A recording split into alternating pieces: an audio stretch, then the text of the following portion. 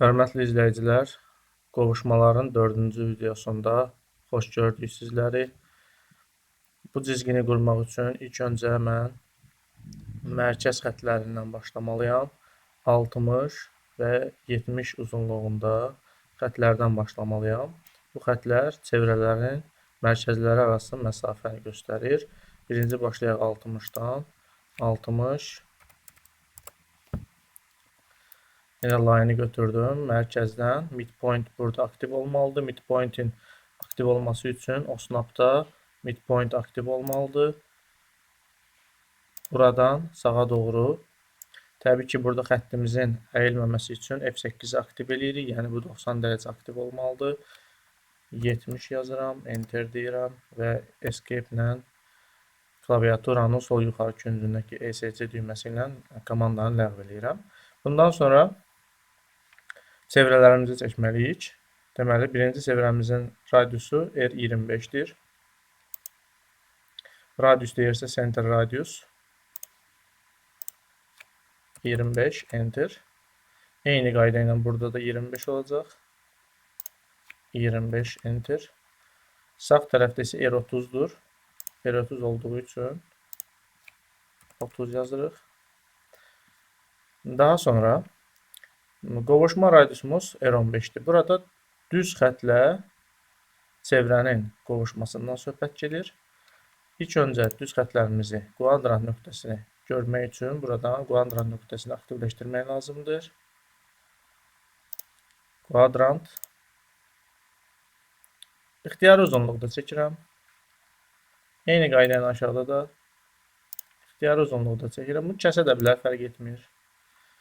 Daha sonra isə R15 radiusumuzu qurmaq üçün tangent radius komandasından istifadə edirəm. Tangent radiusumuz 15, enter. Yenə eyni komandadan istifadə edirəm. Tangent 15, enter. Artıq xətlərimizi kəsək. Trim, enter deyirəm. Trim. Artıq xətləri budanmaq üçün istifadə olunur.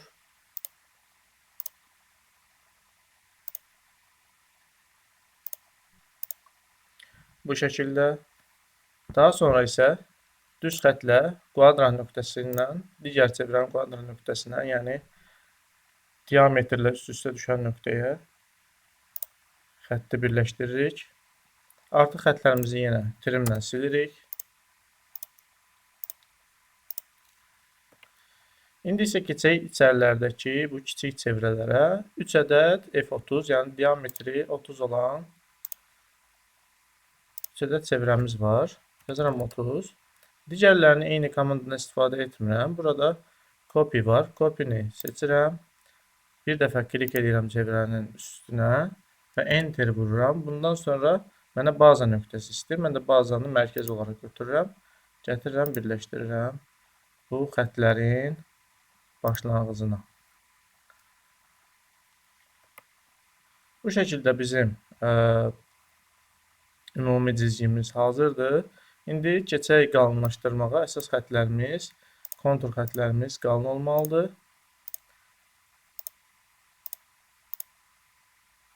Hər birini işarələyirəm, seçirəm və buradan 0.5 qalınlıq verirəm. Qalınlıq əgər aktivləşmirsə, aşağıdan buradan line weight komandasını aktivləşdirmək lazımdır. Əgər o burada yoxdursa, bu 3 xətdən daxil oluruq. Burada line weight-i aktivləşdiririk.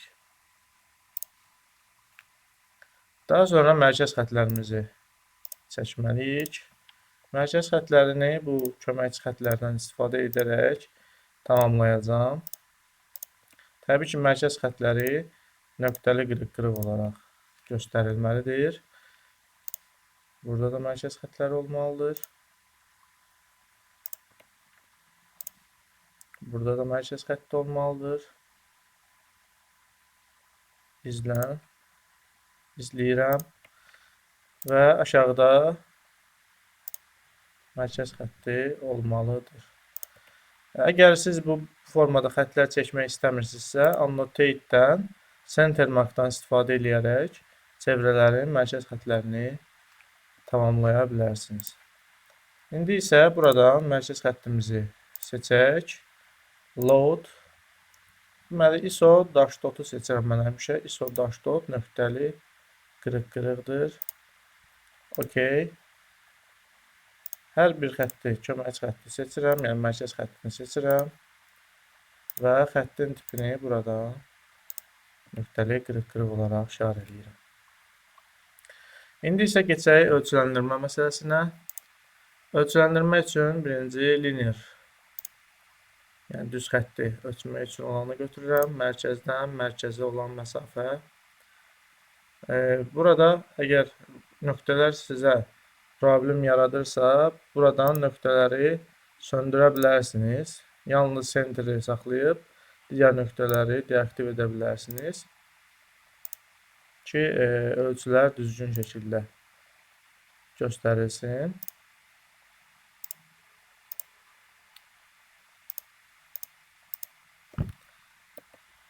Beləliklə düz xətt ölçülərini verdik. İndi isə radius və diametrləri verək. Radius R15, radius R30, radius R25, diametr F30 və burada isə yazırıq 3 ədəd. A hərfini seçirəm və yazıram 3 ədəd, 3 ədəd.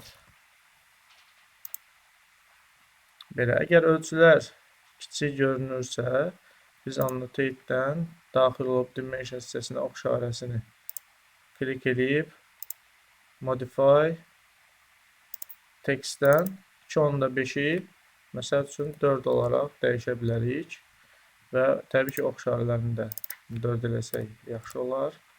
OK, close və ölçülərimiz böyümüş oldu. Bu videomuzda bu qədər. Gələn dərslərdə görüşənədək sağ olun.